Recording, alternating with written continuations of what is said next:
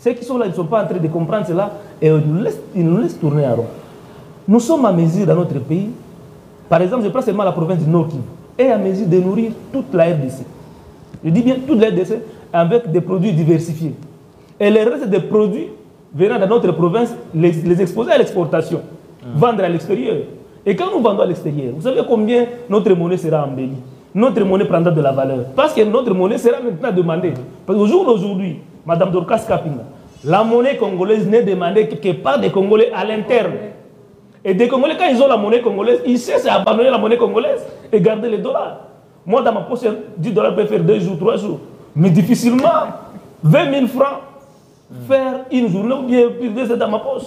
Ouais. Ça veut dire que la monnaie congolaise, les francs congolais, n'est plus une unité qui garde la valeur. Ouais. Et donc, c'est cela le problème.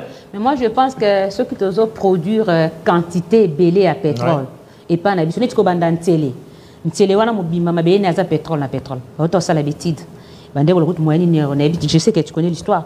Les gens qui récupérer le pétrole, les gens à belé. Ceux qui ont des machines, des matériels, eux, qui permettent à Bisso.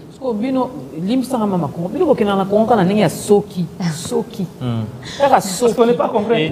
Et pour Soki. Ah, sachant que vous avez un matériel T, mais Soki. Parce qu'il y a un Soki là.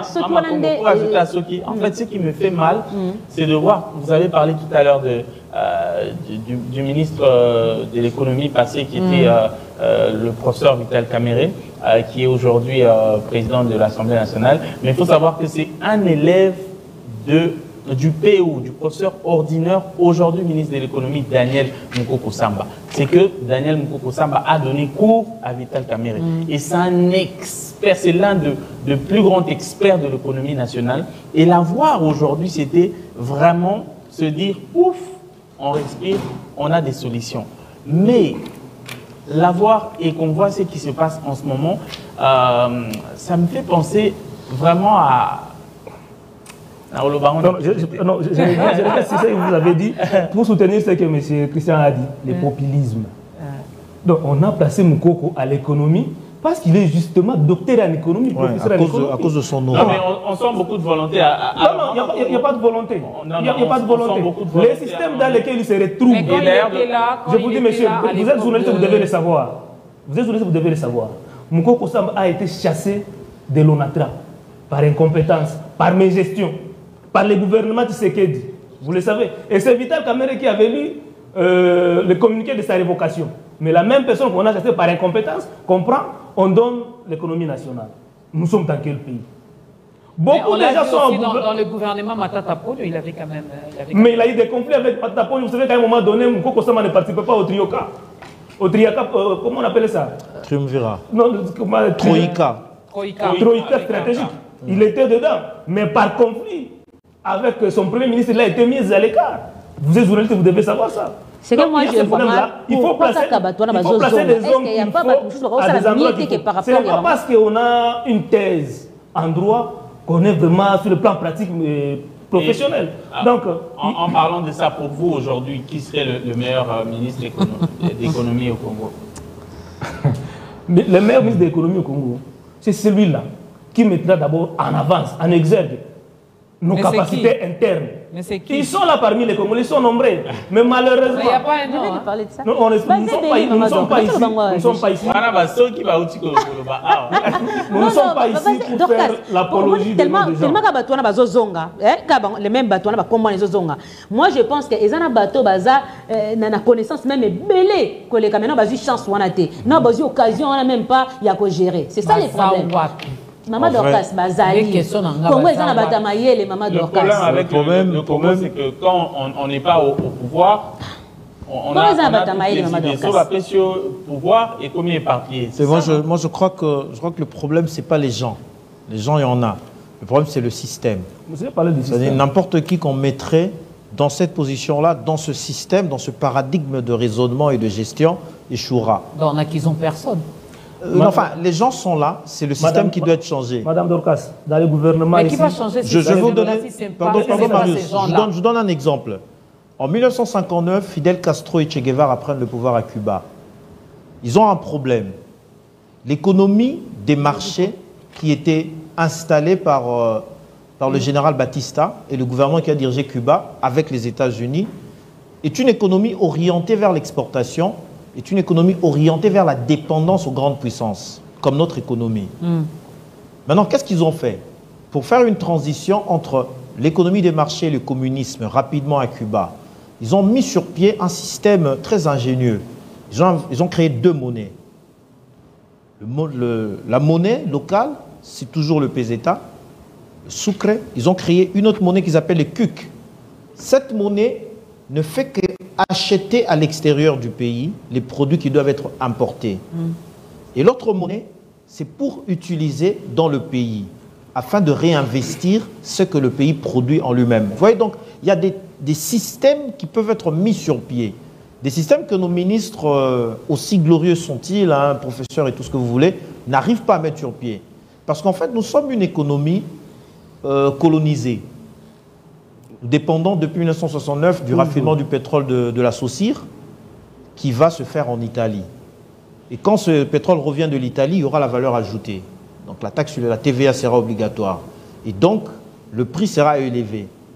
Le Nigeria a 4 raffineries de pétrole. Le Congo n'en a aucune. Vous voyez, nous sommes dans... Le Congo ne produit ni énergie nucléaire, ni énergie thermique.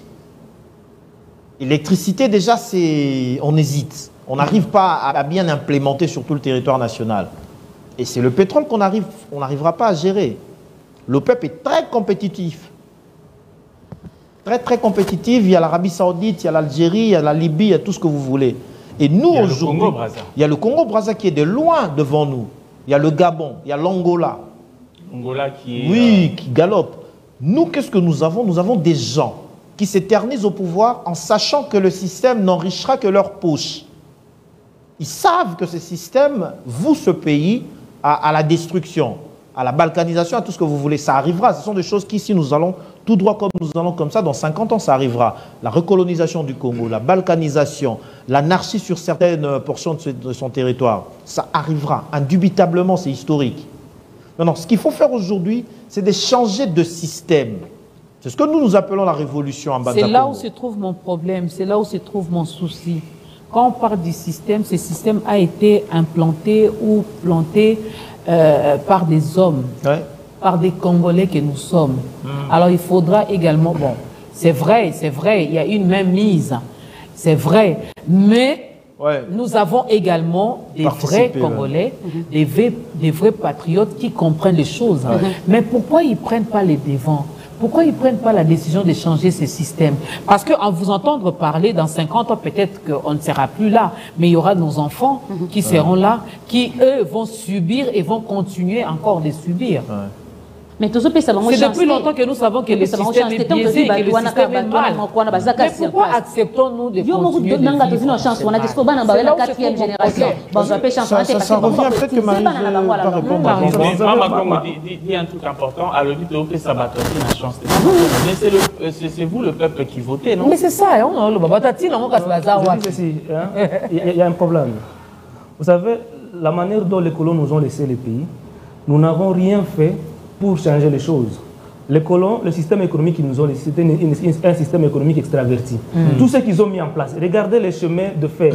C'était des chemins de fer qui allaient dans le sens d'exporter nos caoutchoucs, nos matières premières et cobalt, mais non pas les chemins de fer qui allaient dans le sens de faciliter l'intégration à l'interne. Toutes les routes qu'il y a dans le pays, c'était des routes qui vont vers l'extérieur. Il n'y avait pas de route allant dans le sens de faciliter l'intégration à l'interne. Et les pays de routes qui étaient restés, nous les avions tués, nous les avions abandonnés. Vous êtes ignoré que le Lumumba voulait quitter Kinshasa par il y a un problème, parce que toujours les embouteillages continuent. Les politiciens, même dans le système éducatif, dans notre tête ici, on nous a inculqué ce système-là de paternalisme. Il faut tendre la main. Vous savez, par moments c'est drôle. Il n'y a aucune école au Congo qui enseigne aux Congolais comment créer une entreprise. Mais plutôt, partout où vous passez, on vous enseigne comment écrire les CV. Même pire. Il faut une expérience à 5 ans. Même pire. Non, ça veut dire que notre système éducatif doit commencer à être repensé. Et cela doit commencer à la formation de base. Parce que nous autres, là, Mama Kapinga, nous tous... Non, le problème, nous, on est déjà là où je ne suis pas peut-être... Bon, vous avez raison, mais moi, j'ai fait l'INA. Moi, j'ai fait l'Institut national des arts. Je suis... Normalement, la télé, la radio, ce sont des supports que nous utilisons pour véhiculer le message. Mais je ne suis pas dans une entreprise où j'ai à gifler même une autorité. Vraiment. Pourquoi? Parce que lui, elle ne voulait pas de rétrocession. Elle voulait autre chose que moi, je ne pouvais pas lui donner. Et ça décourage aussi. Qu'est-ce que j'ai fait? Juste après ça, j'ai fermé les portes. Souvenez-vous de la célèbre phrase on peut bien faire, Mobutu mais avant qui de va partir. vous accompagner, qui va vous soutenir? Souvenez-vous de la célèbre phrase de Mobutu. Il dit, après moi, c'est les déluges. C'est-à-dire que même son oncle Lito a dit Bokoliana. Bisoto Keibino Bokoliana. C'est clair parce que... C'est toujours liane, hein? Oui, mais ces gens avaient bien vu que le système est pourri. Le système, c'est le même système depuis la colonie. Le producteur mondial de caoutchouc. Ben, ça change, ça mute, mais c'est toujours le Congo qui donne le temps. Nous produisons 60% du cobalt mondial. Nous avons énormément de ressources. Que nous manquons, c'est des dirigeants. Parce que les dirigeants que nous avons toujours eus refusent de changer le système qui leur profite. Donc il y a un problème. Comme on a dit, pour revenir à notre sujet, nous n'avons pas d'entreprise sérieuse au Congo, nos propres entreprises. Et cela dans tous les secteurs. Aujourd'hui, nous sommes en train de parler de pétrole. Pourquoi? Parce que nous n'avons pas nos propres entreprises de raffinerie. Oui. Tout ce qui existe au Congo, ce sont des entreprises étrangères. Ouais. Même les distributeurs qui sont au pays ne sont pas congolais. Ce sont des distributeurs étrangers. Ça veut dire, Mama Coco. Attends qu'il termine, Mama Ça veut dire qu'il suffit seulement que ces entreprises multinationales qui sont étrangères décident de fermer une seule journée à Kinshasa leurs activités. C'est un soulèvement populaire. Prenons le secteur banquier. La RDC n'a pas même une seule banque congolaise. Il suffit seulement que ces banques-là étrangères ferment leurs portes une seule journée. C'est le calvaire au Congo. Dans le secteur de panification, je crois qu'il y a même une société dont j'étais le nom qui détient les monopoles au Congo, si vous ne savez pas, les distributions de blé de farine. À un moment donné, cette entreprise avait décidé de fermer ou bien de désorienter leur cargaison de pain sous Mobutu. Mais c'était la tension à Kinshasa. Un Kinois ne vit pas sans le pain. Qu'est-ce qu'on a fait pour contourner cette situation? Rien. Et quand un Congolais, je dis bien quand un Congolais s'élève pour créer une banque, il y a une expérience ici avec Pascal Kindouelo, qui avait à l'époque BIC. Et même avec Dokolo avant. Le monsieur a été contré. Avec Kabengele, je crois qu'ils étaient à... Le monsieur a été contré de vendre sa banque. Oui. Pourquoi? Parce qu'il n'était pas protégé par les Congolais. C'est chaque jour que cette banque-là a été cambriolée. Ouais. Et donc, cette situation-là, c'est compliqué. Alors qu'à l'époque de Mobutu, il y avait certaines banques qui appartenaient où les Congolais avaient des capitaux et participaient. Les Aïoua. Donc on a précipité Dokolo en faillite. Toujours à l'époque de Mobutu. C'est le même système. C'est-à-dire que c'est le même système. Ouais. On a internationalisé ce pays. On a fait en sorte que ce soit les étrangers qui mènent la danse économique au détriment des Congolais. On a fait de ce pays, c'est l'article 217 de la Constitution. C'est pour promouvoir l'unité africaine, vous devez céder une partie de votre souveraineté. C'est en réalité, si vous voyez bien le fonctionnement, le mécanisme de cet article-là. Monsieur Christian, sur cette question-là, il faut avoir une bonne analyse. Oui, vous risquez de détourner la compréhension des gens. Parce que moi, je ne partage pas le même point de vue que vous. Je suis d'accord. Je vais lire le message. Si oui, mais sur cet article-là, nous sommes un peu divergents. Bonjour Biwan, c'est grâce à Wazi depuis Goma. Ici, chez nous, les carburants, c'est à 3500 francs. Le transport en commun est un peu passable. La journée, c'est à 500 francs. Le matin et le soir, c'est entre 1000 francs et 1500 francs. Je crois bien qu'elle parle de taxi. Hein. Mais par rapport aux jours passés, on peut seulement dire qu'il y a hausse du prix de transport. Passez un excellent début de semaine. Je vous aime beaucoup et j'aime vous suivre. Donc à Goma, c'est quand même passable. 1 litre coûte 3500 francs. Le transport, la journée, c'est à 500 francs.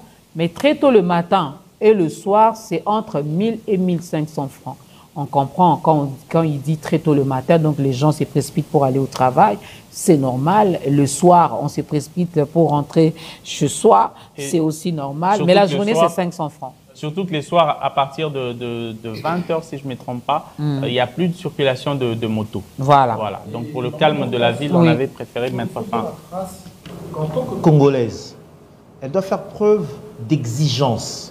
Quand l'État dit que le litre du carburant est à 2990, elle ne doit pas dire que c'est passable à 3500. C'est un encouragement d'une irrégularité. Et je crois que le Congolais, nous sommes forts dans ça. Nous pouvons nous-mêmes constituer un collectif de suivi de ce qui est dit. Nous pouvons nous-mêmes contraindre les taximens à suivre la grille tarifaire qui a été mise par l'hôtel de ville.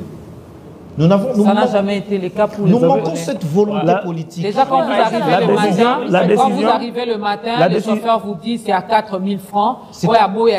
La décision du ministre de l'économie ne concerne, si j'ai bonne mémoire, la partie ouest de la République démocratique du Congo. La partie est n'est pas considérée par la même mesure.